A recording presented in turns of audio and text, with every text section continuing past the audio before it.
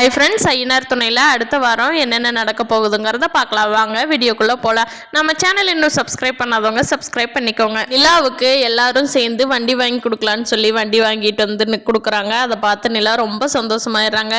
எதுக்குன்னா உங்களுக்கு செலவு, இப்போவே ஆல்ரெடி பாத்ரூம் கட்டுறேன்னா அதுக்கும் செலவாகுது. இது எதுக்கு வாங்கினீங்க?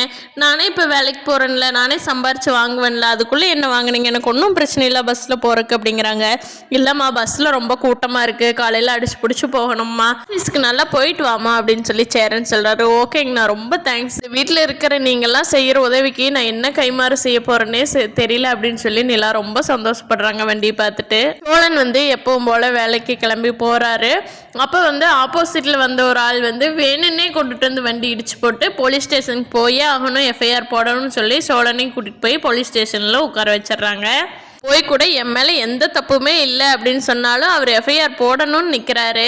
இப்போ இது நிலாவோட அப்பா வேலையாக தான் இருக்கும். ஏன்னா யாருமே வெளியே விட்டு போட்டு போலீஸ் ஸ்டேஷனுக்கு போகணும்னு சொல்ல மாட்டாங்க. அவர் தான் நீ ஏதாவது ஒன்று பண்ணு, கேஸை போடுவான், அவன் உள்ள தள்ளணும் அப்படின்னு பிளான் பண்ணியிருக்காரு.